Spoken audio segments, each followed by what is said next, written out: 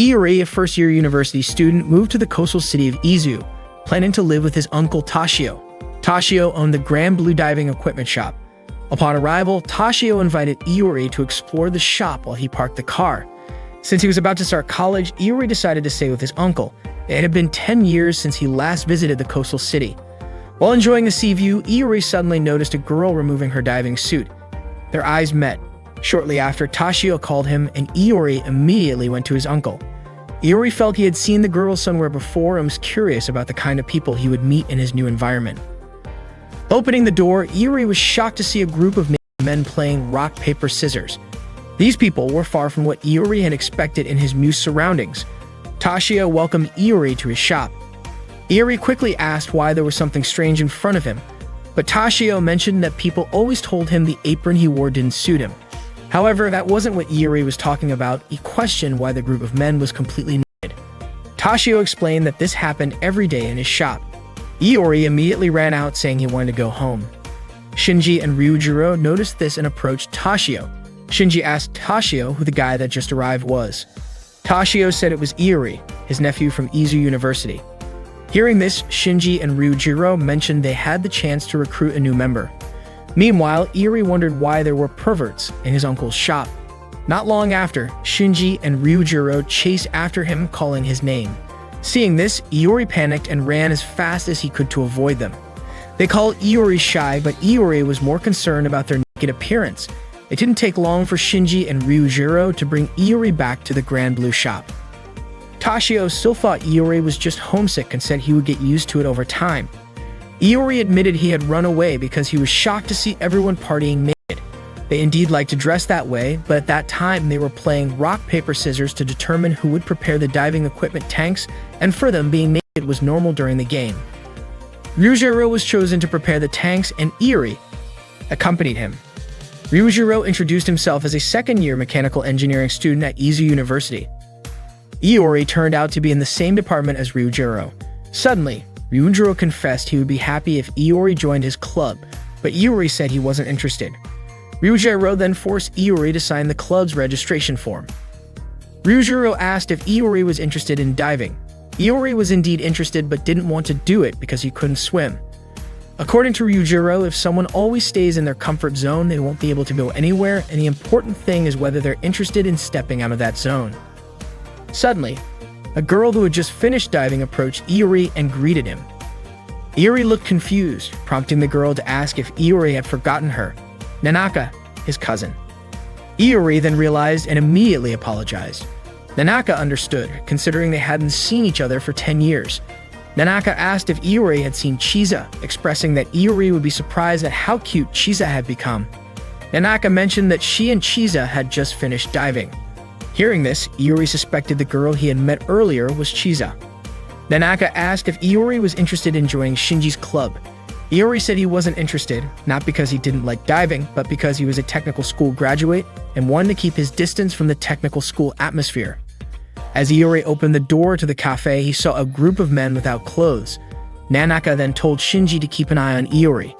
Ryujiro announced that they were holding a welcome party for Iori.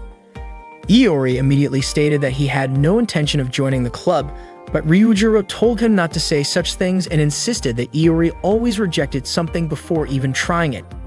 Iori denied it, but Ryujiro pointed out that Iori often complained about things he had never experienced, just like when he said being naked outdoors was bad even though he had never tried it. Ryujiro urged Iori to drink alcohol and invited him to play rock, paper, scissors while making to gain some experience. Iori shouted that he had no need for such an experience, but Ryujiro argued that there was no such thing as a useless experience. Shinji also encouraged him to try it, but Iori still refused. No matter how much they tried to persuade him, he refused to be dragged into their insane games. That night, Chisa walked alone, still wondering if the person she had seen earlier was really Iori. Suddenly, memories of her time with Iori 10 years ago resurfaced. When Chisa entered Grand Blue, she was shocked to see Iori among the alcoholics playing rock, paper, scissors. He had even won 3 times in a row and wanted to lose on purpose just to show off. Chisa walked in and Nanaka greeted her. Iori immediately greeted her as well and placed his hand on her shoulder, but Chisa quickly brushed it off. She even considered taking off her clothes just because Iori had touched her. unable to believe how much he had grown into such an idiot. Iori tried to explain that it was not what Chisa thought. He had no idea things would turn out that way. Ryujiro and Shinji commented that Iori was lucky to be living with his cute cousin. Iori, however, complained that Chisa treated him like garbage. He did not care though, since Nanaka also lived with him. However, it turned out that Nanaka was an extreme siscon. Iori could not comprehend what had happened in the past 10 years, especially since Nanaka was the only person who had ever been kind to him. Shinji reassured Iori, telling him that many people did not have perfect lives at home. Iori agreed with that statement and resolved to live his college life with enthusiasm as compensation. It was already late at night and some people had to leave since they had work the next day and needed to catch the train. Iori was about to go home as well, but Shinji and Ryujiro stopped him from leaving. Iori reasoned that he had orientation at 9 a.m. the next day, but Shinji assured him that he would be fine since they would make sure he would not be late. The next morning, Iori woke up only to realize that he had spent the whole night drinking with Shinji and Ryujiro. He panicked when he saw that his phone displayed 8:45 a.m. To his shock, he had fallen asleep outside, surrounded by a crowd of people who were even taking pictures of him. To make matters worse, he found himself in front of the campus auditorium. Ryujiro and Shinji smiled and told him that he would not be late. Iori had arrived at college filled with high hopes of meeting new people and starting a fresh chapter in his life. However, all of that was overshadowed by a gloomy beginning on his first day. Everyone remembered him as the guy who passed out in front of the auditorium. As Iori walked through campus, he overheard some girls admiring a handsome guy named Kohei. Iori looked at him but immediately lost any interest in approaching him when he saw the design on Kohei's shirt. That day, classes ended and some students were interested in checking out the clubs. Iori approached Chisa and asked if she wanted to walk with him to check them out. Without hesitation, Chisa walked away, reminding him not to talk to her while wearing those clothes. Iori wanted to change clothes but had no idea how to get home. Chisa was about to leave when Iori started following her, asking for directions. Chisa refused, not wanting to be seen walking with half-naked Iori. He then asked Chisa for her clothes. Chisa promptly reported to campus security that a half-naked person was asking her for clothes. Iori shouted that he and Chisa were cousins and should help each other. Chisa asked him not to say that out loud. Iori understood and threatened to tell everyone they lived together if she didn't give him her clothes. Frustrated, Chisa pretended Iori was committing a crime against her, prompting campus security to chase him. Fortunately, Iori managed to hide, still clueless about his wrongdoing. Suddenly, Kohei approached and asked what Iori was doing. Iori explained that the situation was complicated. Kohei offered to help, introduced himself, and asked Iori to explain. Iori said that Chisa wouldn't show him the way home or give him her clothes. Hearing this, Kohei informed campus security about Iori's location, thinking he was stalking and acting indecently. Iori claimed he had reasons, but Kohei ignored him and walked away. Iori then asked Kohei for his clothes, resulting in Iori becoming a fugitive from campus security again. Iori sneaked around looking for someone he knew to ask for help. At that time, there was a club exhibition and Iori hid at the diving club's booth. Nanaka and Ryujiro represented the Peekaboo Diving Club, handing out brochures and recruiting new members. Ryujiro told Iori that the coast was clear. Iori asked Ryujiro to lend him clothes. Ryujiro agreed on the condition that Iori recruited a new member for the diving club. Iori agreed and had a candidate in mind. Kohei was frustrated that there wasn't a club, the harem of high school girls idolizing him. Iori approached and encouraged Kohei not to give up, saying that if he persisted, his dream could come true. That's how the world works. Kohei realized that reality was harsh. Everyone told him he was dreaming and that there were no high school girls on campus, even though he hoped college life would bring his dream to life. Iori said such a place existed. Kohei just hadn't found the door to his dream yet. Iori invited Kohei to join him in opening that door. After joining the diving club, Kohei felt deceived by Iori. However, Iori finally got some clothes after recruiting Kohei. The diving club then started their celebration party. Ryujiro asked Iori what he wanted to drink. Iori requested oolong tea, but Ryujiro gave him vodka mixed with a bit of whiskey. Iori refused to drink it. Shinji wondered why Iori wouldn't drink it, noting that it looked like oolong tea. Ryujiro even showed that the drink could catch fire. Shinji handed Iori a glass of clear liquid that looked like water, but when Iori lit it with a match, it ignited. The diving club members toasted and drank alcohol together, while Iori stepped away and approached Chisa. She attended the event at her father's request and had also joined the diving club. Iori admitted he didn't want to join the club but was promptly dragged by Ryujiro and Shinji to drink with them. Reluctantly, Iori joined them. Shortly after, Kohei offered Iori a drink, but after tasting it, Iori realized it was vodka. Annoyed, Iori slammed his glass down and asked if Kohei was seeking revenge. Kohei said he had no such intention, he was just following their seniors' orders to get others drunk and recruit new members so he would join the club. Iori understood that someone had to make sacrifices and felt responsible for Kohei since he brought him into the club. Iori said he would get drunk alone and that Kohei should stick to drinking oolong tea. Kohei mentioned that Iori had made a beautiful self-sacrifice, but he only realized it was alcohol after taking a sip. Kohei immediately attacked Iori, and they started fighting. Shinji approached them and suggested a laughing contest. The rule was simple: whoever spit out their drink would lose. Iori and Kohei were intrigued by the idea, and all the club members cheered them on. In the first round, Iori had to hold back his laughter while Kohei tried to make him spit out his drink. Kohei attempted to make a ridiculous face, but it did not seem to work. Ryujiro then approached Kohei and advised him to change his strategy. He explained that people tend to laugh when they are supposed to remain serious. Taking his advice, Kohei decided to reveal something unexpected. He admitted that he used to be an otaku. The moment Iori heard this, he immediately spit out his drink. Kohei remarked that Iori could not hide his surprise, but Iori countered by saying that Kohei was the one who could not hide his otaku nature. Since Iori had lost the round, Shinji instructed him to do a sosu, meaning he had to chug an entire alcoholic drink in one go. Iori complied and immediately became dizzy, nearly bumping into someone. In his drunken state, he blurted out a pun in front of the senior. Upon hearing it, Kohei could not hold back and ended up spitting out his drink as well. As a result, Kohei also had to do a sosu. However, to everyone's surprise, Iori was ordered to do another one because making a pun in front of a senior was considered disrespectful. In the end, both Kohei and Iori had to chug their drinks together. They vowed to get back at each other for this, and the laughing contest continued until their bodies could no longer handle any more alcohol. Eventually, both of them ended up vomiting. Seeing this, Ryujiro poured them some liquid and handed it to them. They eagerly drank it, thinking it was water, but after reading the label on the bottle, they realized it was alcohol with a 96% alcohol content. Ryujiro simply remarked that they must really enjoy drinking. Meanwhile, Nanaka told Tashio that Iori had been hanging out with his friends from the club and had been out for 2 nights in a row. This meant Tashio had to reprimand him. The next morning, Iori and Kohei were in the lecture hall, completely naked. Shiza could not believe what she was seeing and had no idea how Iori had ended up like that. That day, Iori returned home with Chiza. Upon arriving at Grand Blue, they were met with the sight of Shinji, Ryujiro, and Tashio wearing only store aprons. Iori felt nauseous and wondered why they were dressed like that. They laughed with Ryujiro, explaining that they were about to go diving and were wearing swimsuits under the aprons. However, when Shinji and Ryujiro turned around, it was clear they had nothing on beneath the aprons.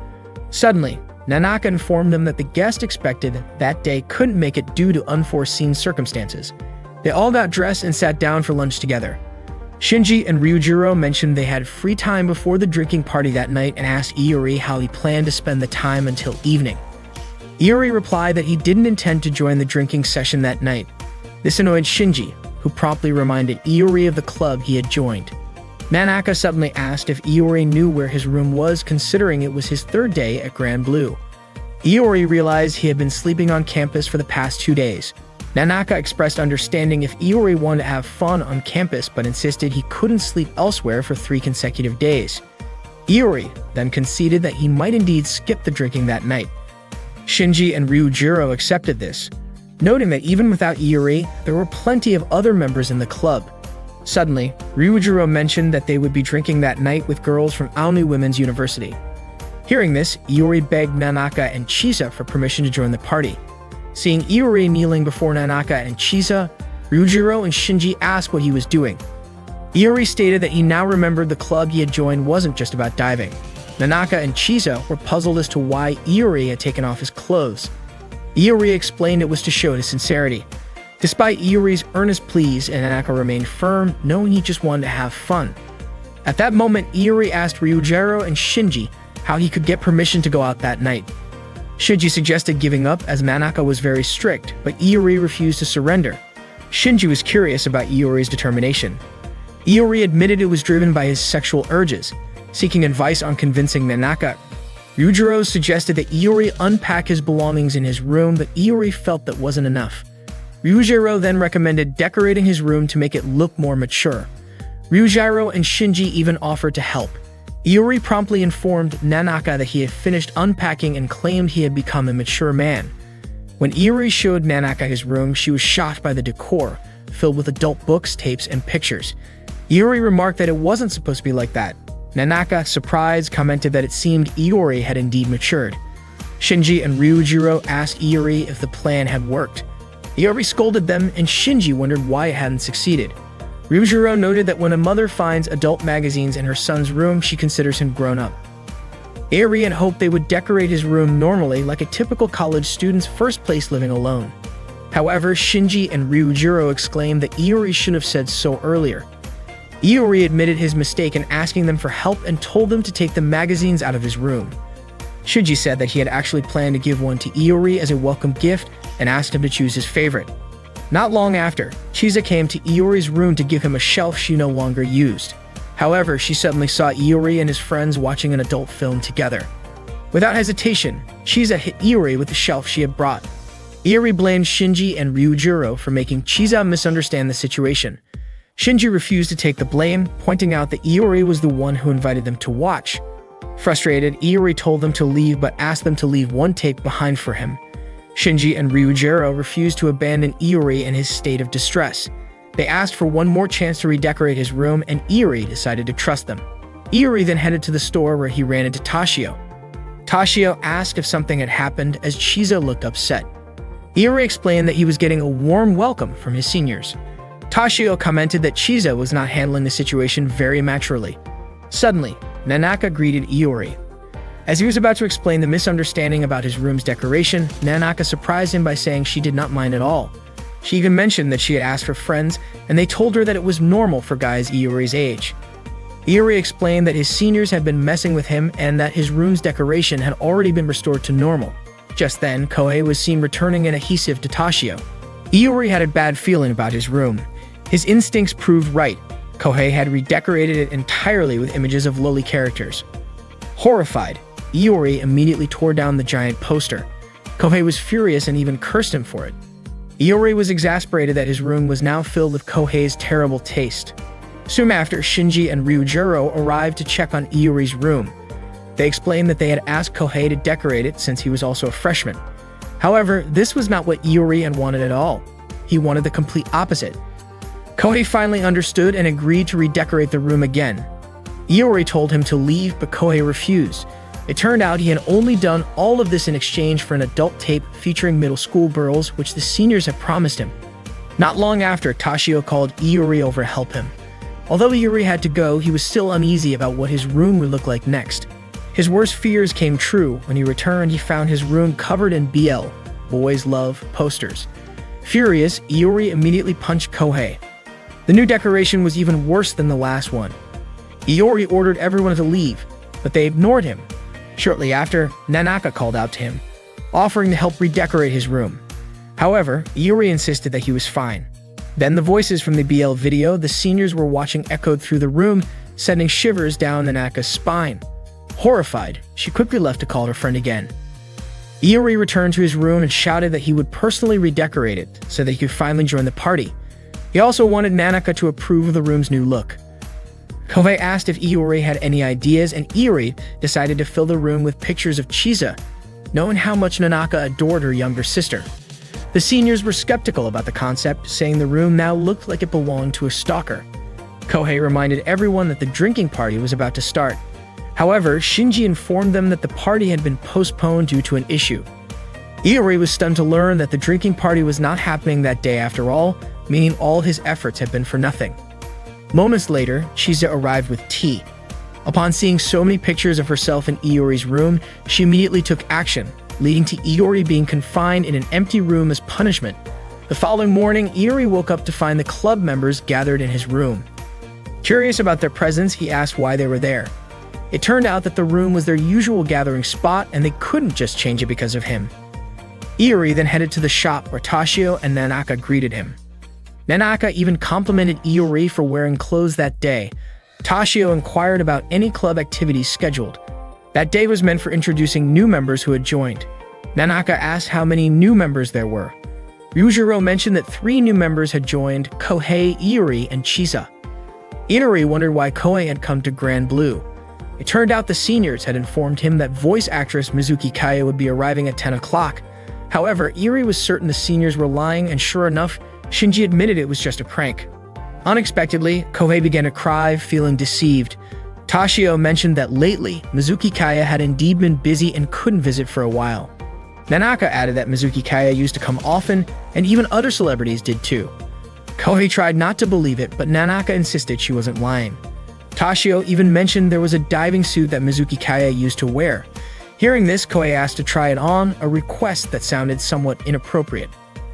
Kohei then expressed interest in learning to dive. Chisa asked if she should join the diving lessons. Shinji allowed her to opt out since she was experienced, but Toshio requested Chisa to participate so she could understand how beginners learn to dive.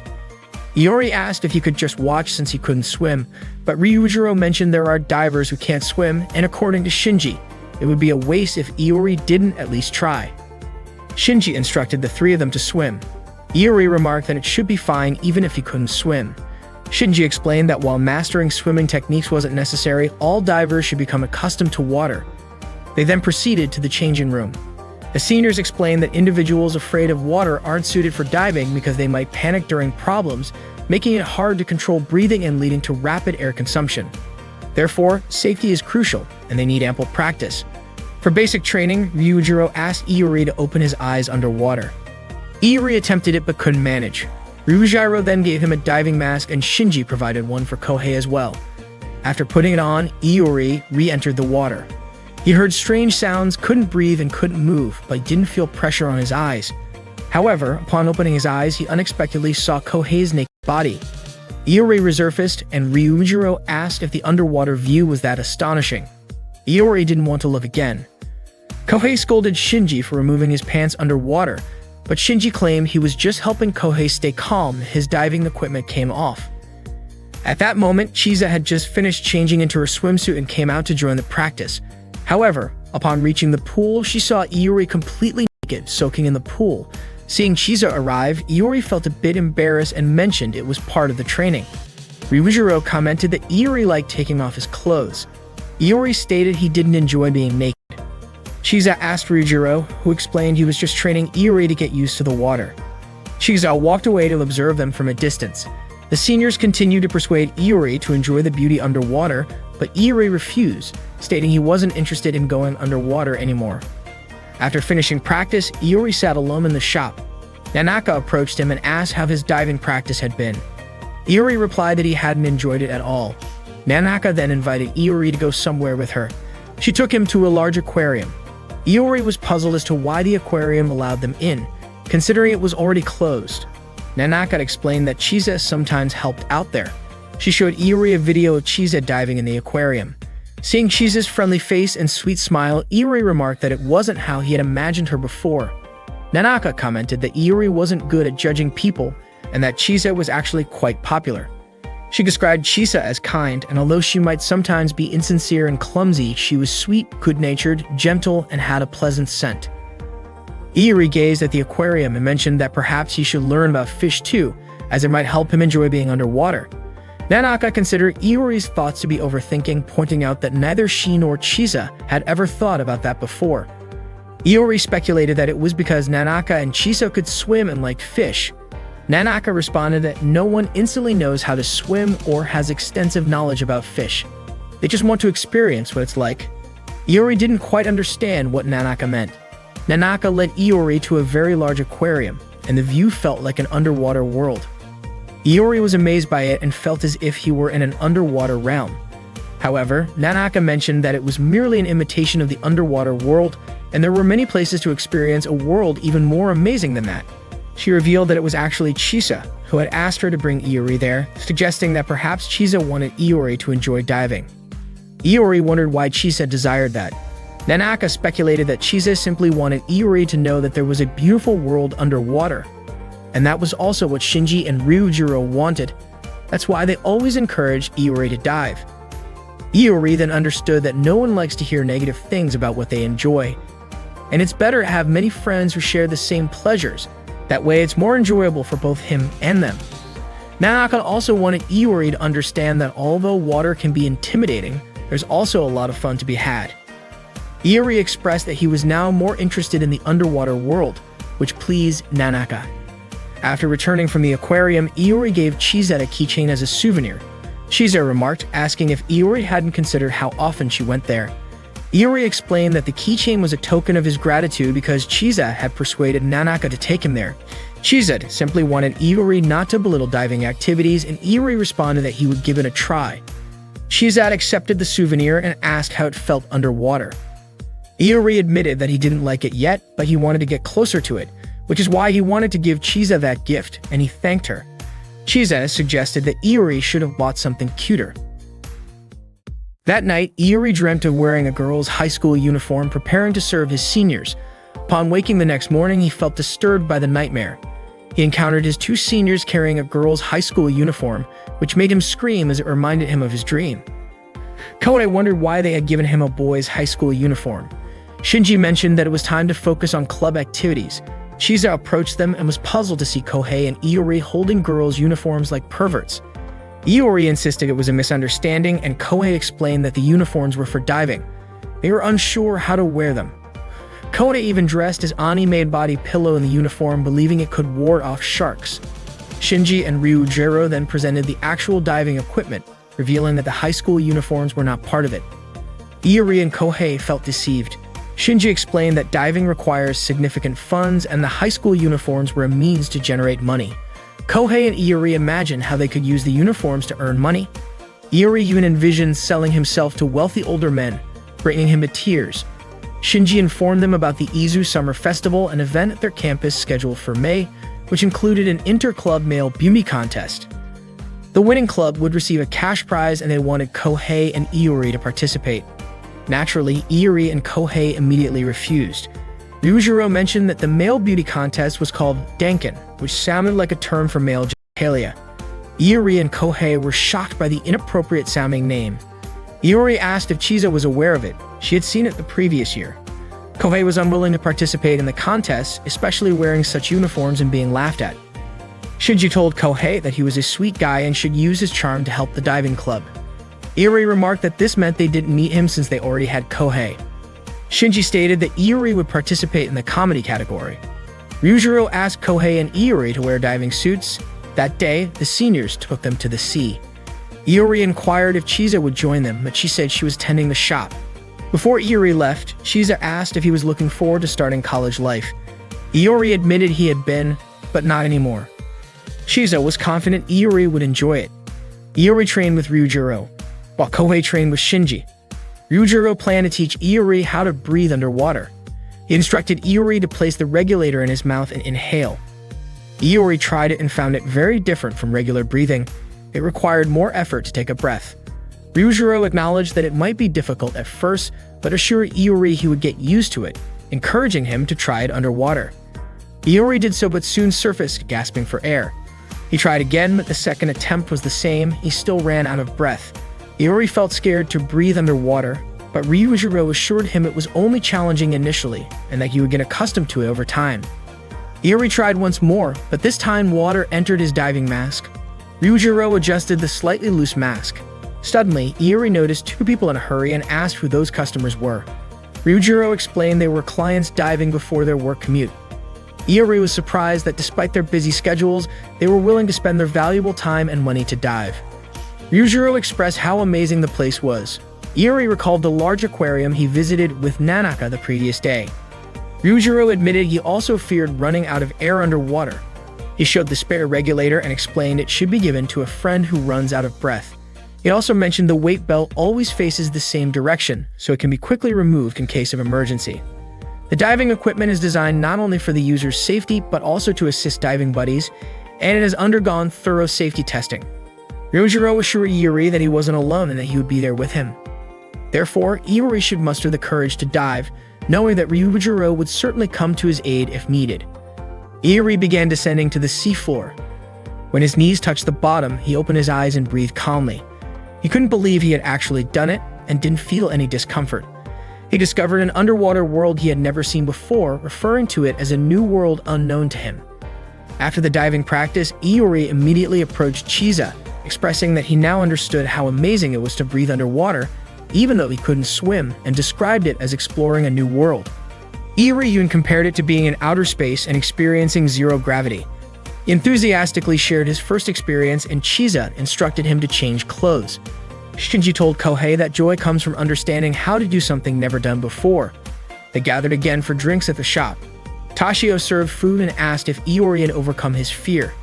Iori admitted he still felt anxious about entering the water, but Ryujiro noted that Iori was beginning to appreciate the joy of being in a new world.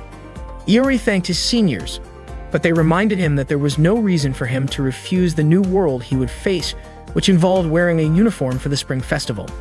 The next morning, Iori woke up feeling dizzy from excessive drinking. Suddenly, a woman pressed his head and told him to go back to sleep. Iori was shocked to see a sexy woman beside his bed and thought it wasn't real. However, he considered that getting drunk and waking up next to a half-naked girl was normal at that time. Iori didn't even recognize who the girl was. Shinji and the others woke up, and Ryujiro mentioned that their club was an inter-campus club and that the girl was Azusa from Aomui Women's University. Iori asked why Azusa was sleeping there. Shinji suggested it was because there was a place to sleep there, but Iori pointed out that he had gone to bed first. According to Shinji, Azusa wasn't concerned about such matters, as evidenced by her clothes scattered around. Iori wondered why a woman would undress in a room full of men. Iori was surprised to see Ryujiro and Shinji dressed that day. It turned out they had activities outside and had invited Azusa. That morning, Azusa cooked okonomiyaki for them. After Kohei tasted it, he found it delicious. The club planned to sell okonomiyaki at the Izu Spring Festival, with the proceeds going to club funding. Therefore, Azusa would teach the new members how to make it that day.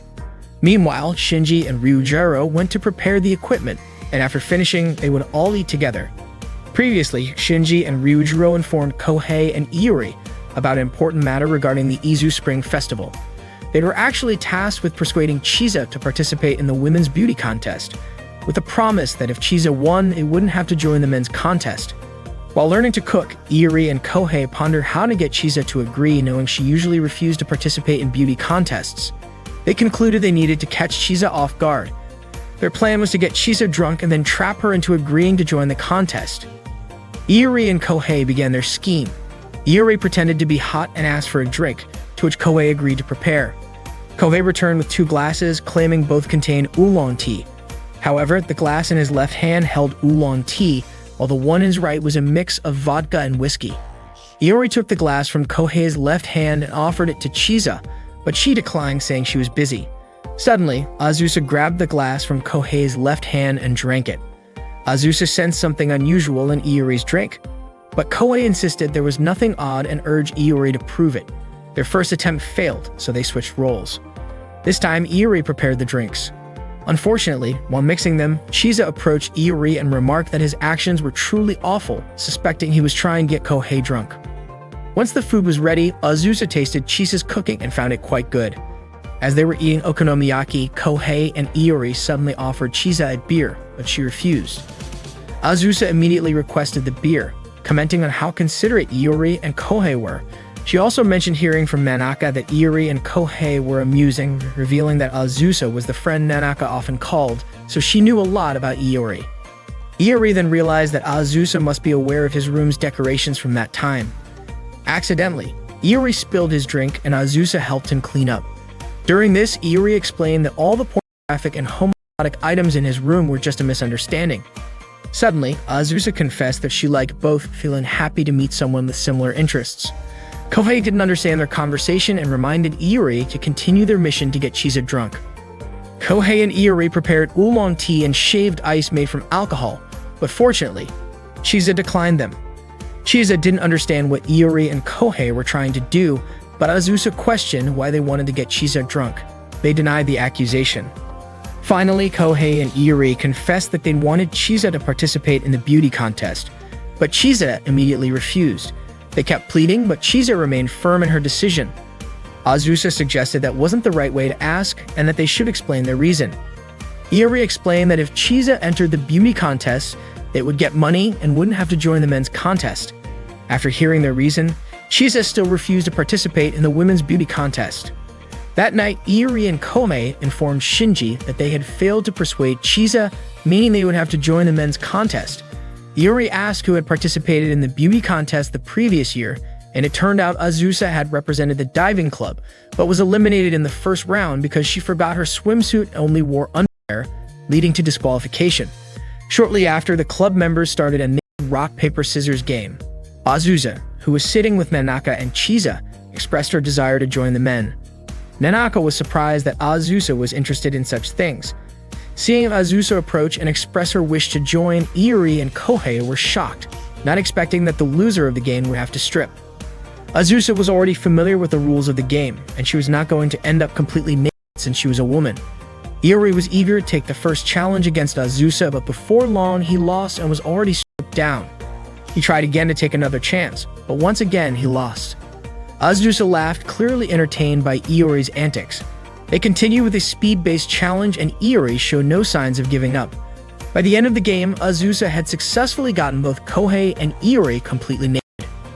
Azusa returned to the table with Chisa and Nanaka, commenting on how fun the game had been. Nanaka mentioned how adorable she found Iori and Kohei, though Chisa was confused about what exactly was cute about them. It turned out that Azusa had taken a liking to them. She then asked Shizo why she was not interested in joining the women's contest, considering it was an advantage to be a woman. Chisa did not understand what Azusa meant, so Azusa assumed that the club members had no doubts about Chisa winning, which meant they believed she was the cutest. Chisa clarified that it was not that she did not want to participate, but she did not want to be the only one embarrassed. Azusa understood her reasoning. Shinji and Ryujiro informed the club members that Chisa had agreed to join the beauty contest thanks to Iori and Kohei.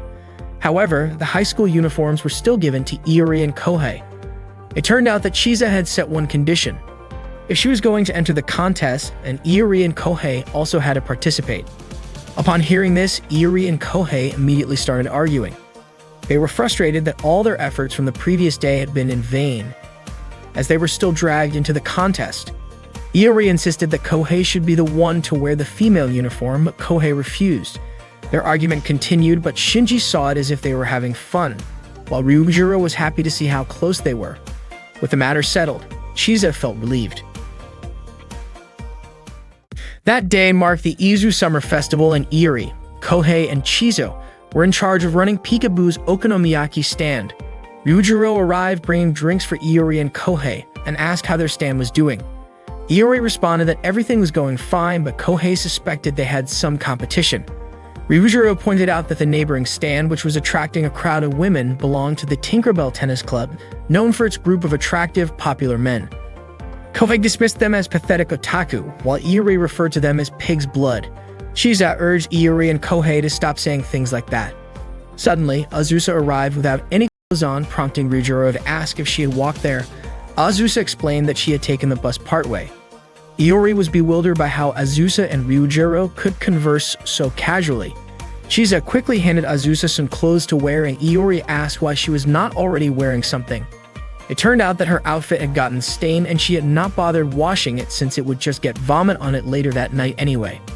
When Chisa helped Azusa put on a shirt, it was apparent that Azusa's dress was too large, making it a tight fit. Ryujiro suggested that she look for a t-shirt instead, so Azusa asked Iori to help her find one. As Iori accompanied Azusa through the bustling school festival, she seemed to be enjoying the event. Out of nowhere, Azusa asked what type of guy Iori was into, leaving Iori shocked by the question. Azusa remarked that they had the same preferences, reminding Iori of a previous conversation in which she had said she liked both men and women. She explained that when it came to men, she preferred Shinji, while for women, she liked Nanaka. Iori was stunned, and Azusa then asked about his own preferences. Realizing this was his only chance to clear up the misunderstanding, Iori felt the need to tell her that he was not bisexual. However, Azusa expressed how happy she was to have met someone like Iori, admitting that she could not talk so freely with anyone else. She then grew even more curious about the kind of person Iori was attracted to. Later, while Iori and Kohei were working at the stand, Kohei questioned why Azusa had suddenly insisted on switching places with him. Iori remained silent, simply feeling guilty about the situation, which made Kohei even more curious about what happened. The two of them then wandered around the festival, enjoying the peaceful moment without any upperclassmen nearby. However, their sense of relief was short-lived when Shinji and Ryujiro suddenly appeared. Shinji brought up the idea of drinking with another club that was nearby. Kohei assumed it was some kind of group date and was excited about the possibility of meeting beautiful women. However, it turned out that the club they would be drinking with was the Rugby Club, made up of a group of muscular men. Meanwhile, Chisa and Azusa were dealing with two customers who were flirting with them. The situation made them visibly uncomfortable, prompting Iori and Kohei to step in and scare the customers away. Azusa thanked them for helping her out and suggested they take turns watching the stand. Before leaving, she whispered to Iori, urging him to tell her what he had done with Kohei. Iori quickly brushed her off, stating that he would be working at the stand with Chisa. Grateful that Chisa was keeping him company, Iori thanked her, prompting Chisa to ask what was going on. Iori admitted that he simply did not want to be alone with Azusa. Chisa noted that Azusa was beautiful and figured that Iori was just nervous about being alone with her. The two continued serving customers, and Iori asked when the beauty contest would begin. Chisa informed him that it would start at 4 o'clock, with the winner announced the following day. Iori reminded her to get ready, but Chisa nonchalantly said she wanted to participate as she was. Suddenly, Nanaka and Azusa arrived to pick up Chisa and help her prepare for the contest.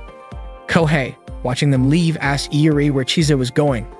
Iori explained that she was getting dressed up for the competition, which made Kohei wonder if Azusa and Nanaka would end up dressing Iori as well. Annoyed, Iori retorted that Kohei, with his long hair, should be the one playing the role of Tamara. This led to an argument between the two. Ryujiro then stepped in, informing them that it was time to close the stand and head over to watch the contest. The beauty contest was about to begin, and the audience was buzzing with excitement, as it was the main event. Kohei wondered aloud if they would be performing on such a crowded stage later. The first contestant, Aina from Aomi Women's University, appeared overly made up. Suddenly, she blew a kiss toward Kohei. Next, it was Chisa's turn to take the stage. She appeared fierce, and her introduction was stiff and awkward. Her friends noticed that if she continued like this, she might lose. Shinji asked Kohei if he had any ideas. Kohei suggested that to make a shy girl shine, they needed to make her smile. However, Iori thought making Chisa smile would be very difficult. Shinji proposed that if they smiled, perhaps Chisa would smile too. They tried calling her name and smiling together, but that approach failed. Chisa's face showed disgust instead. Shinji then asked Kohei if he had any other ideas.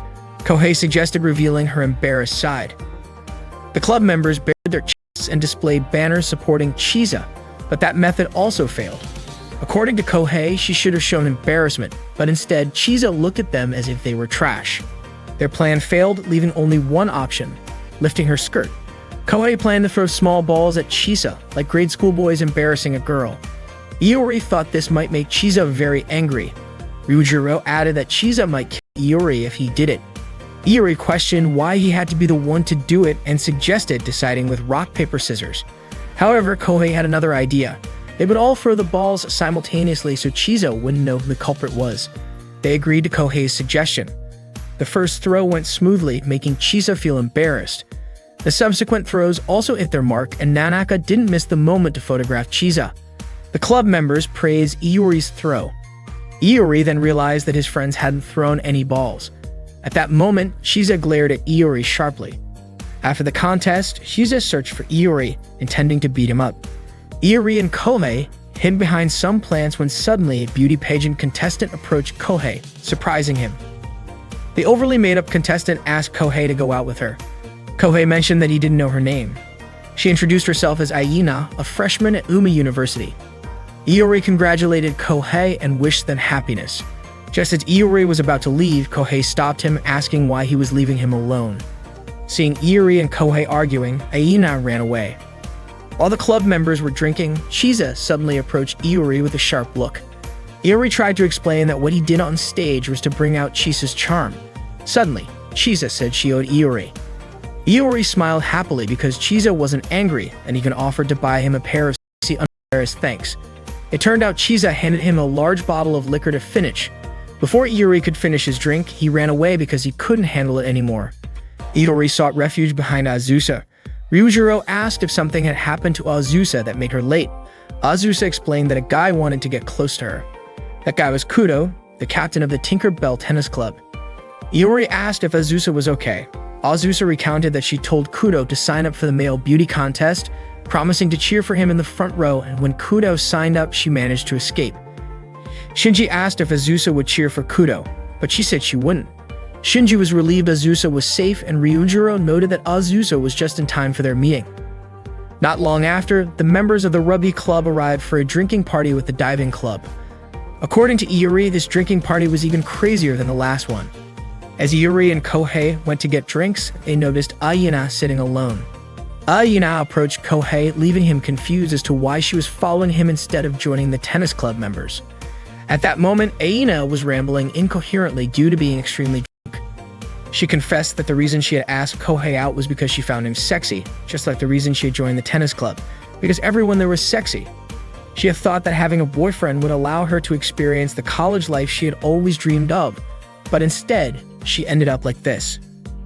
Arina began crying loudly, saying that she had worked so hard, learning how to apply makeup, trying on clothes she would never normally wear, and doing things she did not want to do, only to become the butt of everyone's jokes.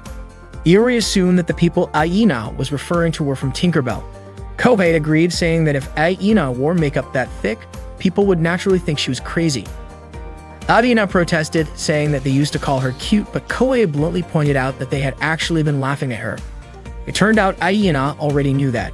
At first, she did not mind being treated like a joke as long as she had friends and could have fun. But after the drinking party following the contest, the Tinkerbell members had told her to go home because they had laughed enough at her expense. Aina realized that she never needed to try so hard to change because, in the end, no matter what she did, people would still laugh at her. And it was the Tinkerbell members who were mocking her. Iori stated that no one is always laughed at, nor is anyone always laughing at others, and he promised to show her something interesting. That night, the men's beauty contest began. The first contestant from the Rugby Club showed off his athletic physique. The next contestant was Kudo, the captain of the Tinkerbell Tennis Club. The audience cheered him on, suggesting that he had many fans. Kudo himself felt he was on a different level compared to the others. Next up was Kohei from the diving club, and the girls in the audience commented that he looked cute. Kudo was curious why Kohei was wearing a high school uniform. He admitted that Kohei seemed decent, but he was confident that he would be the one to win the contest. Suddenly, Kohei approached Azusa and asked her not to date Kudo. Instead, he asked her to date him. Kudo understood that Kohei was trying to attract attention that way, but he was irritated that Kohei had the audacity to use his name without permission. Kudo then approached Azusa and asked her to choose him instead. The audience eagerly waited to see whom Azusa would pick. Then Azusa reached out and took Kudo's hand. Kudo smiled and apologized to Kohei for how things turned out, like he believed that everyone was on their own level and that someone out there was a perfect match for Kohei. Suddenly, Kohei burst into laughter, mocking Kudo. It turned out that the Azusa who had chosen Kudo was actually Iori in disguise. Iori laughed, never expecting that he would turn out to be Kudo's perfect match. Kohei laughed as well, saying that Iori was on the same level as Kudo when it came to being a woman. At that moment, Iori from the Peek-a-Boo Diving Club officially entered the comedy contest. Just as Kudo was about to say something, Iori cut him off, teasing him by declaring that the captain had confessed his love to him. Kohei chimed in, saying that although it was painful, Kudo had to stay strong and he hoped that the two of them would stay together forever. Iori and Kohei then said in unison that they had laughed enough and told Kudo to go home. Iori had successfully demonstrated his point to Aina. The audience erupted into cheers and Azusa praised Iori and Kohei, saying that they had pulled it off. However, Chisa suddenly walked away. That night, the members of the diving club raised their glasses in celebration. Suddenly, Aina entered the room looking like she wanted to join them. Kohei handed her a bucket full of drinks to celebrate the party. He commented on how heavily Aina had done her makeup. Aina was shocked to see that Iori and Kohei could drink so much. Kohei explained that his body had been trained for it. The diving club members praised Iori and Kohei for their impressive drinking abilities. The next day, while working at the booth, customers started flirting with Chisa after learning that she had participated in the beauty contest.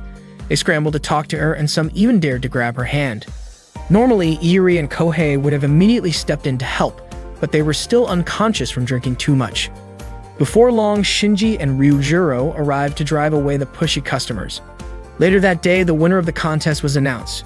Chisa had won the beauty contest, but she looked gloomy on stage. Shinji and Ryujiro were curious about why she seemed that way. Azusa explained that Chisa had only entered the contest for Iori and the others. However, instead of supporting her, Iori and Kohei had worked hard for Aina.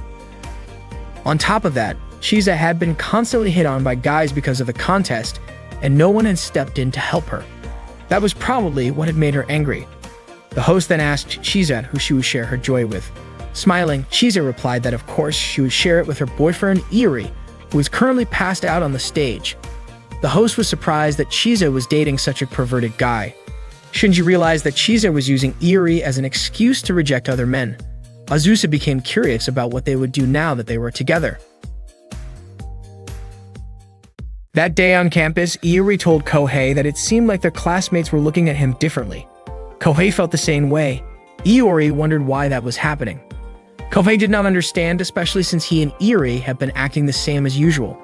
Kohei then asked Iori to go ask them what was going on. Iori told Kohei to do it instead, but Kohei suspected that they might not answer if asked, and that would hurt. When Iori tried to talk to them, one of them told him not to speak so casually to them because they would kill him. That was exactly what Kohei had predicted. Iori called it strange, but Kohei said it was nothing unusual for a first introduction. Their classmates' stares were terrifying. Iori was convinced that something had happened and wanted to find out what it was, but no one was willing to talk to him.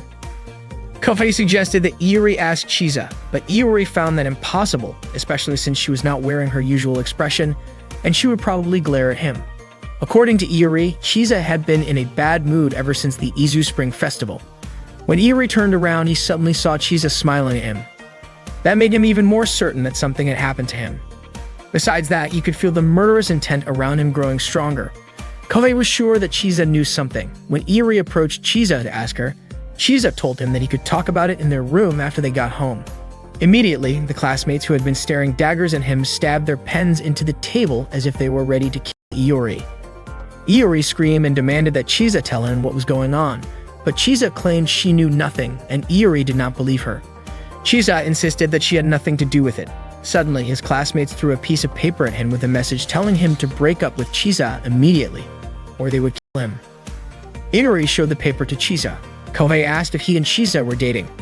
Just as Iori was about to deny it, Chisa said they had been dating since before the school festival. Kohei reminded him that if they continued dating, their classmates would kill him.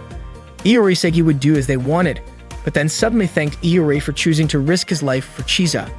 Iori was baffled, wondering what Chisa was planning. Their classmates started to approach Iori. Kohei asked if he had anything to do with this, but one of them stated that they were only after Iori. Kohei immediately decided to leave the room, claiming he had something to do. Iori tried to stop him, but Kohei refused, saying he did not want them to see that he and Iori were close. Iori shouted that Kohei was his best friend. He also yelled that Kohei had started dating a girl from Aomori University named Azusa 2 weeks ago. Upon hearing that, their classmates immediately stabbed their pens into the table, indicating that they now wanted to kill Kohei. Iori explained that it was because Kohei was his friend and their situations had to be the same so that they could figure out how to escape together. Just as Iori was about to ask Chisa something, she had already left the room. When they were in the cafeteria, they received a lot of letters, even from students in different departments. Iori and Kohei still had not decided what to do when suddenly 2 guys named Shinichiro and Hajime approached them and said they wanted to help. Hearing that, Iori and Kohei were relieved and thought they were good people. However, it turned out that in exchange, they wanted to learn how a perverted guy could use a shaman to get a girlfriend. Iori, however, told them that he had never used a shaman. Shinichiro and Hajime then informed the others that Iori had never used a shaman. Their classmates immediately started discussing something about the mountain behind the empty clubroom. Iori suspected that they were talking about a place to bury him. Suddenly, they invited Iori and Kohei to play hide and seek, but Iori and Kohei refused. They kept insisting and Iori began pleading, explaining that his relationship with Chisa was not what they thought. However, Kohei said that Iori was Chisa's childhood friend. When Iori claimed that Chisa was just someone he knew from college, Kohei countered by saying that Iori and Chisa spent 24 hours together. Iori insisted that he and Chisa were not dating, but Kohei mentioned that they lived together. Out of nowhere, those people started shouting to prepare a shovel, gloves, and a towel. Iori was furious because Kohei's words only made them more eager to bury him. Iori tried to explain his relationship with Chisa again, but they no longer cared. They believed that Iori had taken the only flower blooming in that department, and they also thought Kohei was dating a beautiful girl from Aomori. Kohei attempted to clarify, but they refused to listen. In the end, Iori and Kohei decided to arrange a group date for them all. With that, those people started seeing Iori and Kohei as their friends. Iori and Kohei told their seniors about the situation and begged Azusa to introduce them to her friends. Iori even pleaded, saying it was the same as saving their lives. Azusa asked why Iori did not ask Chisa. Iori immediately ran to Chisa and begged her, but Chisa only looked at him like he was trash. Iori then went back to Azusa and told her that Chisa was in a bad mood. Azusa agreed to introduce her friends, but on one condition. Iori had to pretend to be Chisa's boyfriend until Chisa told him to stop. Hidori reluctantly agreed since it was the only way to save his life. The next day, Azusa brought a girl to Iori and Kohei. They were both shocked that Azusa had brought a normal-looking girl and thanked her for saving them. Iori and Kohei hurried to entertain the girl. Ryujiro asked Azusa if the girl had entered Grand Blue, which meant she had to become a club member. Shinji asked how Azusa found her. Azusa admitted that she did not find her. Iori and Kohei did. The girl introduced herself as Aina, who had left the Tinkerbell Tennis Club and wanted to join the Peekaboo Diving Club. Kohei and Iori were stunned to realize that the girl was Miss Over the Top. It turned out that after the Izu Spring Festival, Aina had expressed her desire to join the diving club. Azusa then reminded Iori to keep his promise. Aina glanced at Chisa and said she was happy to meet the people in the diving club. Iori and Kohei knew there was no way they could make Aina arrange the group date. That day, Shinichiro and Hajime met Iori and Kohei for their group date. They were curious about what kind of girls they would be meeting and which university they were from. Shinichiro asked what the girls were like. Iori said that the girl was serious yet laid back, a complete contrast. Iori mentioned to Kohei that Aina did not seem excited about the group date. Kohei was confused as to why Aina refused to introduce her friends. Shinichiro and Hajime were convinced that she did not want to introduce her friends to perverts like Iori and Kohei. Hearing that, Iori and Kohei were offended, even though Shinichiro and Hajime had just considered them their friends moments ago. Shinichiro and Hajime started beating Iori, saying that he already had a girlfriend, which was why the girl did not want to introduce him to her friends. Just as Iori was about to explain that he and Chizo were not dating, he suddenly remembered his promise to Azusa to pretend to be Chisa's boyfriend. They finally arrived at the location for their group date. Before entering the cafe, Hajime suggested they come up with a signal, pointing their chopsticks at the girl they liked to prevent any conflicts. If they did not like anyone, they would point the chopsticks at themselves instead. Unfortunately, Shinichiro did not need such signals because he had already made a vow to his heart to date anyone regardless of who they were. Iori and Kohei called him incredibly manly, like an honorable warrior, but Hajime dismissed him as trash who would sleep with any girl. When they entered the cafe, they were shocked to see that all the girls Aina had brought were heavily made up. Iori was absolutely furious with Aina. Unexpectedly, Shinichiro continued with the blind date and engaged them in conversation, even though his friends had hoped he would just give up. Shinichiro chose one of the girls among them, pointing his chopsticks toward the girl in front of him. After toasting together, the girl began introducing herself. The first girl was named Kyoko, the one Shinichiro had chosen, and he asked about Kyoko's hobbies. Kyoko mentioned that her hobbies were horse racing and pachinko. The next girl was named Keiko, followed by Kanako and Aina. Iori, Hajime, and Kohei also introduced themselves. The three of them immediately chose their respective girls and sat across from them. Shinichiro felt touched because his friends were helping to make the blind date go smoothly. Hajime reminded Iori and Kohei that their supporting role was to make the blind date more lively. Iori started a conversation with Aina, mentioning that Aina looked different than usual. Kanako asked in what way Aina was different. Iori replied that Aina's clothing and makeup were different. Aina explained that since it was a blind date, she had made a great effort in her preparations. Hajime offered drinks to Iori and Kohei, reminding them that their task was to make Shinichiro into a man. The three agreed to let the girls call them by their real names to appear more familiar. They all began introducing themselves by their real names, but suddenly Aina mentioned that changing nicknames would cause club members to misunderstand. However, if Iori still wanted to call her by her name, Aina wouldn't force him. Just as Iori was about to call Aina, Kohei immediately stuffed Iori's mouth with a bottle of drink to prevent him from ruining the event. Hajime reminded them that their role was to support Shinichiro. Iori reluctantly said that he really wanted to call her by the name Aina. Aina then asked Iori to say it once more. The food arrived. The menu at that time was ramen salad. The girls immediately took photos together because they had just heard of that food menu. While the girls were discussing some photos, unexpectedly, Aina showed a picture of Kanako without heavy makeup. Iori and the others then suspected that the girl was actually beautiful. Iori and Hajime pointed their chopsticks toward Kanako and invited her to chat. The two of them wouldn't give up on winning over Kanako. Suddenly, Shinichiro pointed his chopsticks toward Kanako, indicating that Shinichiro had changed his target when Kanako mentioned she liked Kanamoyo films. Upon seeing a photo on Kanako's phone of the female witch monster Lalako, Kohei immediately became interested in her. Suddenly, Kohei approached Kanako and invited her to come to his room. The girls suddenly went to the restroom together. Shinichiro became upset with his friends, thinking they were supporting him. They almost got into a fight, but Iori reminded them that they were friends and that jealousy wasn't the solution. Instead, cooperation was the key to victory. Iori mentioned that if one of them became close, they could have another blind date tomorrow or the day after. Hearing that, everyone agreed and was excited to achieve victory together. Iori approached Kanako. Seeing Iori chatting so closely with Kanako, Kohei and the others felt annoyed. Suddenly, Kohei approached Iori and asked how he and his girlfriend were doing. Iori was surprised by Kohei's jealousy over his success in getting closer to Kanako, especially since he was just one step away from achieving his dream of having a girlfriend in college. However, to his surprise, Kanako did not react at all after finding out that Iori had a girlfriend. Aina invited her friends to order dessert.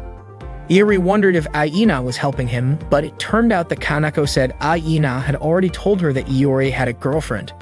The blind date came to an end, and the girls thanked Iori and the others. In the end, nothing came of the blind date. It was just a waste of time and money. Iori asked his friends if they had heard what was said after they turned around, and it turned out that the girls had called them a zoo. Unwilling to be called animals, they countered by calling themselves street performers.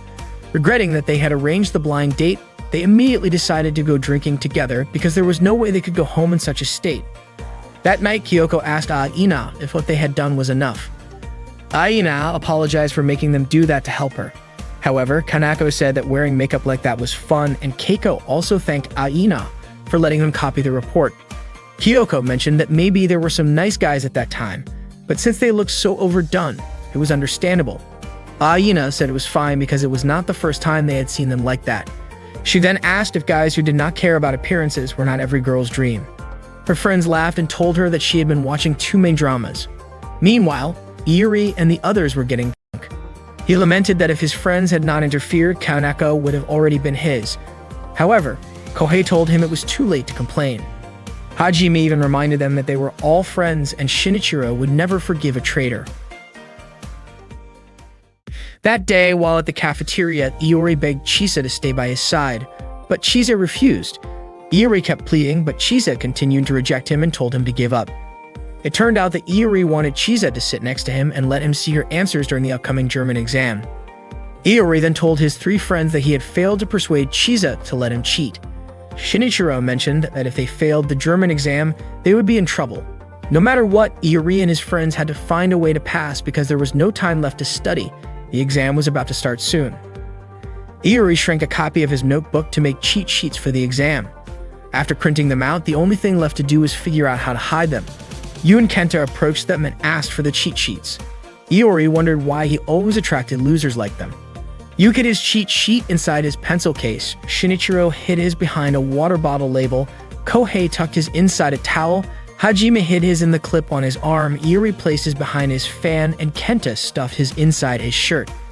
After that, they all encouraged each other to pass the German exam together. As the German exam was about to begin, the German lecturer instructed them to remove their pencil cases from their desks. This meant that Yu could not cheat. Yu immediately signaled Shinichiro for help, but shortly after, the lecturer also banned eating and drinking during the exam. Hearing that, Shinichiro gave up and begged Iori to help him instead. Iori wondered why the others seemed so relaxed. The lecturer announced that the exam would start at 1 o'clock and that those who finished early could leave. Two confident students left right away. It turned out they had already given up on the exam. A little later, Iori noticed Hajime panicking because his cheat sheet had become unreadable due to sweat. Kohei suddenly realized that Shumikawa was not in class. It turned out that Shumikawa had skipped school and had messaged Iori earlier to ask what would be on the exam, but Iori had refused to tell him. Iori and the others planned to work together because some of them could not use their cheat sheets. Kenta, whose cheat sheet was still safely hidden inside his shirt, was about to help. Unfortunately, as he pulled his collar, the paper flew straight to the front of the lecturer's desk. When the lecturer asked about the paper, Iori and the others immediately pointed at Kenta, exposing him for cheating. The lecturer quickly realized that none of them could actually answer the exam questions. Iori complained that the questions were too difficult. The lecturer then decided to give them a bonus question. He instructed them to write a new question on the back of their exam papers and translate it into German. The first question was arthritis, the second was a man holding a banana while naked, and the last was James Thomas. They were all baffled by how absurd and difficult the questions were. Iori and his friends ended up scoring between the low teens and 20s on their exams. Their grades were terrible, and they knew they had failed. Suddenly, the lecturer announced to those with bad scores that if they had more than 10 points, they passed, and if they had more than 20, they got an A. Hearing this, Iori and his friends felt relieved, thinking they were saved. Unfortunately, when Iori read the note on the back of his exam paper, it said, "You are stupid for using a cheat sheet and still getting a bad score. You need to take a remedial exam." After classes, Iori and his friends gathered at Grand Blue. Ryujiro asked about the blind date from the previous day. Iori described it as a disaster and showed photos of the overly made-up girls. Aina mentioned that she and her friends had made an effort and that Iori and the others should be grateful. Hearing that Aina wanted to join their club, Kohei inquired if she knew what kind of club it was. Aina replied that it was a diving club and she wanted to try it because she thought it was an adult hobby. She was interested in the feeling of swimming in the sea and seeing various types of fish. She also liked the idea of diving on tropical islands with college friends as it seemed like a TV drama. Iori and Kohei in unison said that if that was her reason, Aina shouldn't join the club, but they were just joking. Shinji and Ryujiro called Aina to introduce herself at their club's new member welcome party. Aina introduced herself, saying she was interested in diving but had never tried it and wanted to learn a lot from that point on. Before she could finish her sentence, she was shocked to see the club members taking off their clothes. Aina asked Iori and Kohei why they were undressing. Iori and Kohei told Aina not to be so surprised since she had seen it during the Izu Spring Festival. Aina then realized they were naked not just because of the post-festival party. She was also surprised to see Azusa undressing. Aina thought Chisa was the only normal-minded person in the club. At that moment, Chisa was sitting on Iori's back. Shortly after, Nanaka arrived with drinks and told Chisa to get off Iori's back. Aina felt relieved and considered Nanaka to be a normal person in the club. Not long after, Aina saw Nanaka pick up Chisa's leftover drink and immediately sip it. Aina wanted to ask Iori and Kohei about it, but Kohei asked her to pretend she didn't see it. Soon, Shinji and Ryujiro pulled Iori and Kohei to toast together. Chisa asked Aina if she was interested in diving, and Aina admitted it, which made Chisa happy. Chisa, Aina, Nanaka, and Azusa chatted together. Nanaka mentioned that Aina was the only person who joined the diving club out of genuine interest. Aina asked what equipment was needed for diving. Just as Chisa wanted to show her book, Azusa said that as a beginner, Aina could just rent equipment. Nanaka said the most important thing was for Aina to prepare a towel and swimsuit. Hearing the word swimsuit, Aina felt embarrassed, which made Nanaka laugh. Azusa told Aina not to feel embarrassed. Aina realized they weren't embarrassed because they were used to diving. Suddenly, Aina was startled by the sight of the male club members enthusiastically lifting their naked friend. Aina felt there was no normal person in the club. She suddenly shouted that it was her welcome party and asked everyone to put on clothes. That night, they ran out of sake.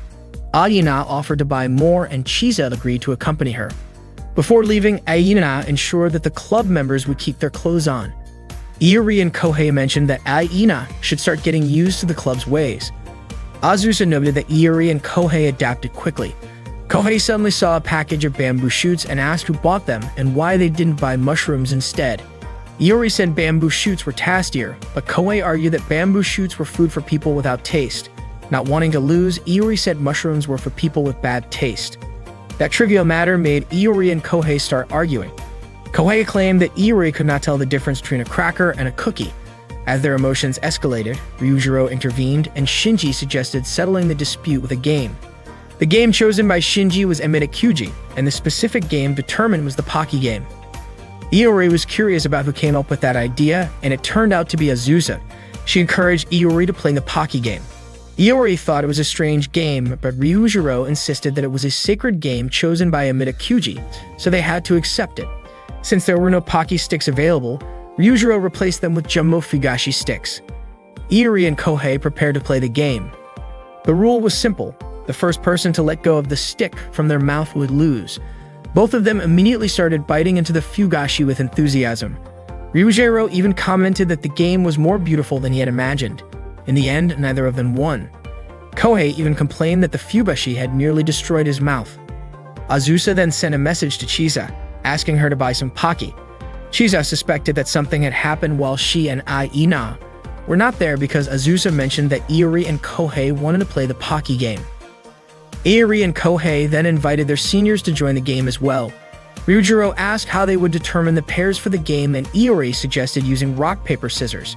When Chisa and Aina arrived at Grand Blue, they were shocked to find Iori and the others undressing.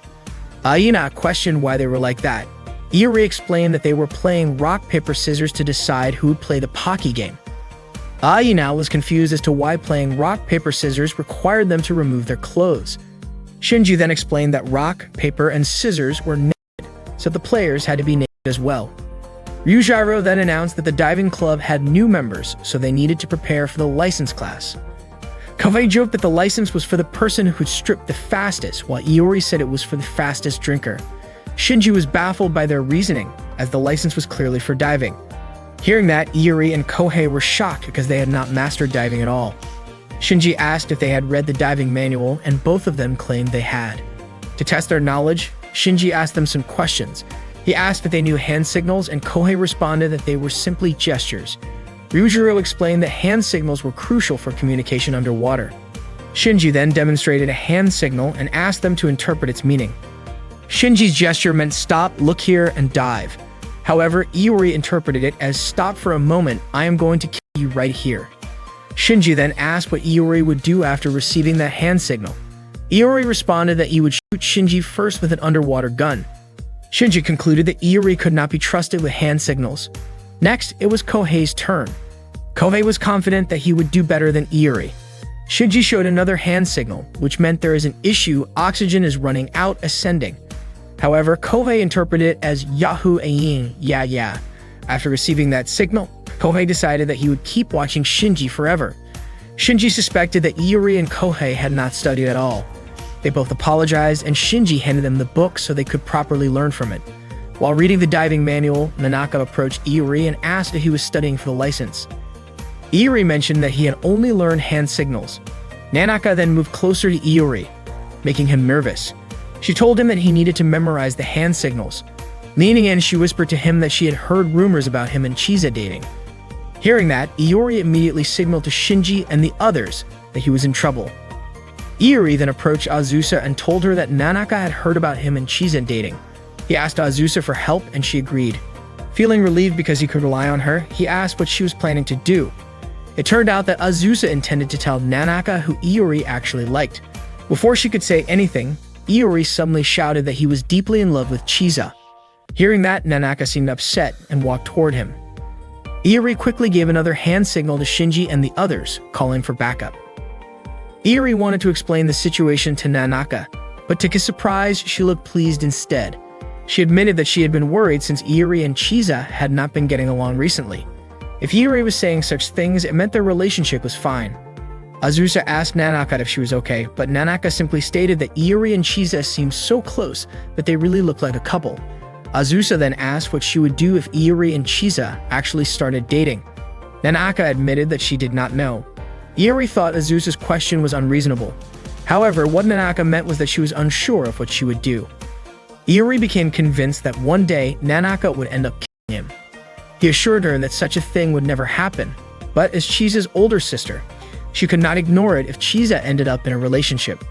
The next day was diving practice. Each person was paired up, Shinji with Kohei, Chisa with Iori, and Aina with Azusa. Iori felt awkward about being partnered with Chisa. Nanaka then told everyone to change into their swimsuits. Aina was surprised that Nanaka and Azusa were changing in front of everyone, but Chisa explained that since they were already wearing swimsuits, it was not a big deal. As usual, Ryujiro and Shinji were wearing nothing. After that, they put on their diving suits. While walking toward the sea, Iori asked Nanaka why she had paired him with Chisa. She admitted that she wanted them to make up. Iori then asked what would happen if the opposite occurred. Azusa reassured him that Chisa was very friendly when she was underwater. Before diving, Chisa asked Iori not to stray too far from her. She asked if he was nervous and reassured him that they would be swimming in shallow waters. She also told him to let her know immediately if anything happened. Iori understood and followed her. When they reached the ocean floor, Iori followed Chisa's lead as she dived ahead of him. He realized that she was not actually mad at him. She pointed out various locations and marine life around them. Iori understood that Chisa took diving very seriously to ensure that accidents did not happen and so that everyone could enjoy the underwater scenery. After practice, Aina said that the experience was really fun. Azusa and Nanaka were happy that she had enjoyed it so much. Chisa then asked Iori if he had fun, and he admitted that he did. Seeing that Iori and Chisa had made up, Azusa and Nanaka were confident that everything would be fine. Suddenly, Iori remarked that Chisa was definitely Nanaka's little sister because he could tell just by looking at her from behind. According to him, Chisa had a spectacularly shaped butt. Upon hearing that, Chisa immediately beat him up. Iori and his 5 friends had just finished their German remedial class. They were surprised at how easy it turned out to be. After class, they planned to have some drinks and agreed to do so at Iori's place. However, Iori felt something was off and asked why it had to be at his place. It turned out they wanted to check if Iori and Chisa were living together, as Iori had mentioned before. Iori was certain that if they found out the truth, they would kill him. He didn't mind if they discovered he was dating Chisa, but he felt it would be disastrous if they found out he was living with Chisa's very sexy older sister. He couldn't even imagine what would happen. Just as Iori was about to ask Kohei for help, Kohei grinned at him instead. After class, Iori informed Nanaka that his friends would be visiting his room that day and asked her to hide somewhere. Nanaka didn't understand why, but Iori couldn't explain. He just said his life was in danger. Nanaka was puzzled since it was Iori's friends who were coming. Shortly after, Kohei and Iori's other friends arrived, bringing drinks. They only then realized it was a dive shop and seemed interested. Iori quickly invited them to go straight to his room, but they seemed to want to look around the shop first. Upon reaching Iori's room, they were suddenly shocked by underwear scattered on the floor, which naturally surprised them. Iori was sure it was Azusa's doing. Iori's friends were upset and called him a traitor. Suddenly, Shinichiro stated that Iori wasn't betraying them. He even referred to the bra as a hat and asked them not to make a fuss about it. Shortly after, you found the lipstick, shocking them again. This time, Iori was sure it was Ayina's doing. Shinichiro instead referred to the lipstick as a suppository. You blamed Iori, but Iori reasoned that their club often used it for games. Shinichiro suspected that the bra didn't belong to Chisa because of its jumbo size. Hajime even speculated that whoever took it off wouldn't dare go home, and you was sure no woman would dare go home without a bra. However, Iori thought Azusa wasn't normal. Not long after, Hajime saw a long-haired wig, then Kenta found a female high school uniform. Hajime screamed, prompting Kohei to ask what was wrong with them. Hajime was puzzled that Iori had many strange items. Shinichiro even suspected Iori was a dangerous person, and Yu suggested they pretend not to see it. Seeing a magazine, Shinichiro asked if Iori was looking for a part-time job, and Yu asked if there was something Iori wanted to buy. Iori said that diving required a lot of expenses. When they opened the job vacancy magazine, they were surprised to see a job marked as model, especially seeing the wig and female high school uniform. They became increasingly scared thinking about it. They immediately started the drinking party to toast their success in the German remedial. Suddenly, Shinichiro returned from the bathroom and told Iori that he had found an angel. Shinichiro showed a photo of Nanaka on his phone to his friends. They said she was very beautiful. Shinichiro said that he met Nanaka while getting some fresh air outside. Shinichiro realized when he saw her, he thought about dating her. Kenta said it was impossible, and Hajime said they were on different levels. Shinichiro understood that but really wanted Nanaka to bear his children. Iori was sure Shinichiro had gone mad, and everyone was even embarrassed to know him. Not long after, Shinichiro went out again because he wanted to meet Nanaka. He even said he wanted to kneel and ask Nanaka to date him. Iori finally understood how Shinichiro confessed his feelings to a girl, and Kohei wondered about Shinichiro's past. Shinichiro mentioned that when he returned, he would become a man. They all speculated about what might happen to Shinichiro, acknowledging that Nanaka was very beautiful and certain that Shinichiro would cry if she rejected him. Shortly after, Shinichiro returned naked and in tears, making his friends curious about what had happened. Shinichiro scolded Iori. explaining that when he went to the beach, he saw many men. Hearing this, Kohei and Iori immediately understood. Kenta didn't grasp the situation but was sure it was horrifying. Hajime also mentioned that seeing naked men could make his eyes rot, even though Iori and Kohei saw it almost every day. Iori then calmed him down and invited him for a drink, especially since Kohei was also certain Nanaka would reject Shinichiro. Hajime even remarked that it was impossible for Shinichiro to get a girlfriend. Shinichiro wondered why his friends couldn't comfort him a little. Hajime and the others had at least confirmed that Iori wasn't living with Chisa. They also mentioned that Kohei's joke wasn't funny, but Kohei insisted he wasn't joking, prompting Iori to hit Kohei to stop him from talking. Iori also said that Kohei liked to make jokes. Hajime and Kenta became doubtful that Iori was dating Chisa. Even Yu found it strange for Iori to have a girlfriend. Suddenly, Chisa came into Iori's room and said she had finished her bath. Chisa apologized, saying she didn't know Iori's friends were in his room and quickly left. Iori immediately stood up, ready to run away, but all of his friends held him back and beat him up together. The next morning, Iori asked Chisa if she didn't feel guilty seeing him all battered.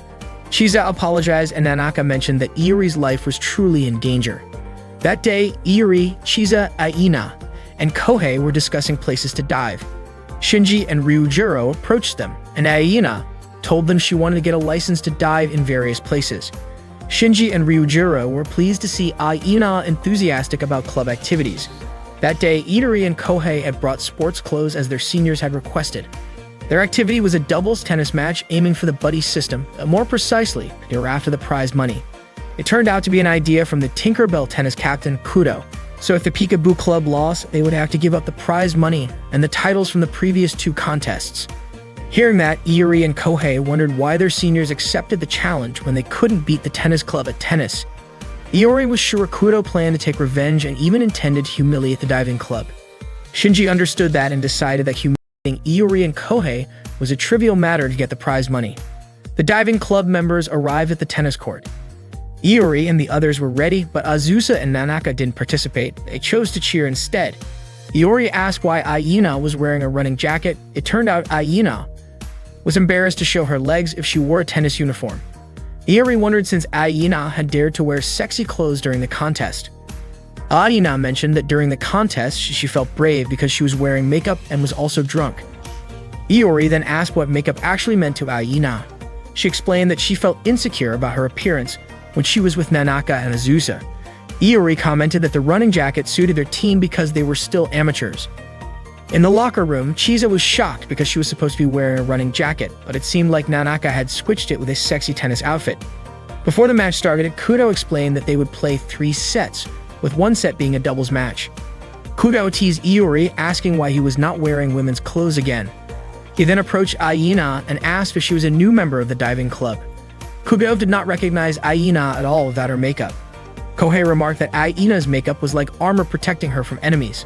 The first match began with Shinji and Ryujiro representing the diving club. Surprisingly, they managed to score a point on their very first hit. The players from the Tinkerbell Club did not expect Shinji's fast serve. When the ball came toward the Peekaboo team, Ryujiro hit it hard and secured another point. Azusa pointed out that the power levels between the teams were vastly different, which was why Shinji and Ryujiro easily dominated.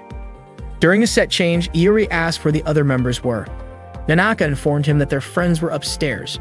Iori and Kohei went to check, only to find that everyone was completely passed out from drinking too much. Azuma explained that Tinkerbell had brought drinks for them, and they ended up drinking too much. Iori was puzzled. There were still drinks left, so how did everyone get drunk so quickly? The drink evaporated instantly when exposed to air, meaning it had an extremely high alcohol content.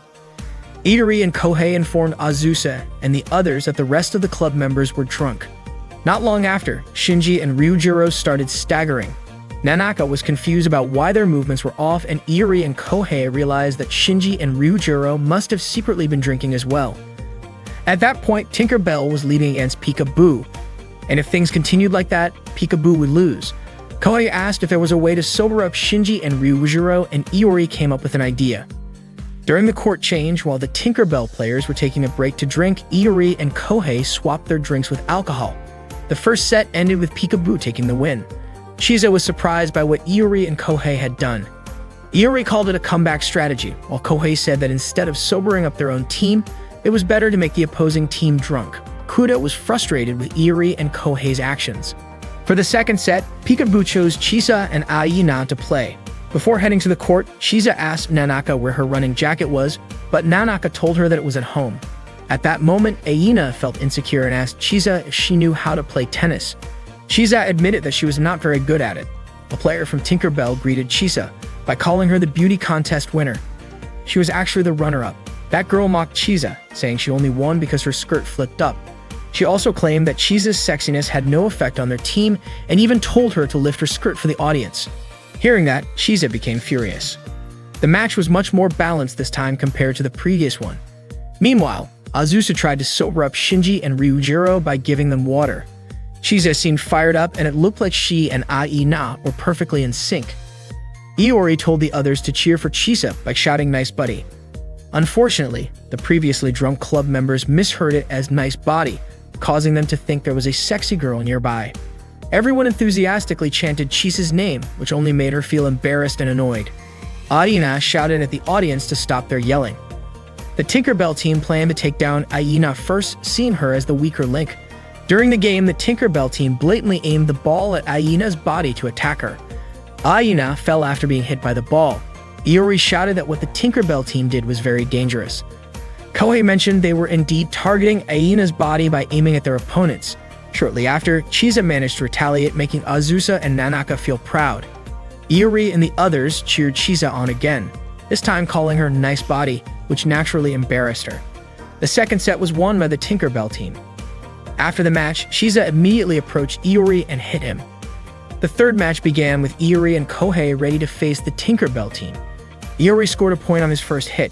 Kudo was surprised by this, realizing Iori's skill. Not long after, Iori scored again. Azusa didn't expect Iori to be good at sports. Shinji mentioned that Iori had good control when lifting Chisa's skirt. Kohei was amazed at Iori's prowess. Iori realized he was indeed good at sports other than swimming. Kudo asked Iori not to act arrogant. The tennis match was evenly matched, with the ball being well received. When the ball headed towards Kohei, Iori was confident Kohei could handle it. Unfortunately, Kohei's hit was so weak that he couldn't return the ball. Kohei told Iori that the opposing team was very tough, even though it was Kohei himself who was lacking. Once again, Kohei couldn't receive the serve properly and they lost in the early round. Iori began to worry about how to defeat them since Kohei was the reason they failed. Suddenly, Kudo said he recorded the match to study it later, but he actually used the recording to laugh at their opponents' outfits during the match. Iori and Kohei had no choice but to truly crush the opposing team. Iori hit the ball so hard that it got stuck in the fence. Iori served the ball again with force and Kudo kept dodging it.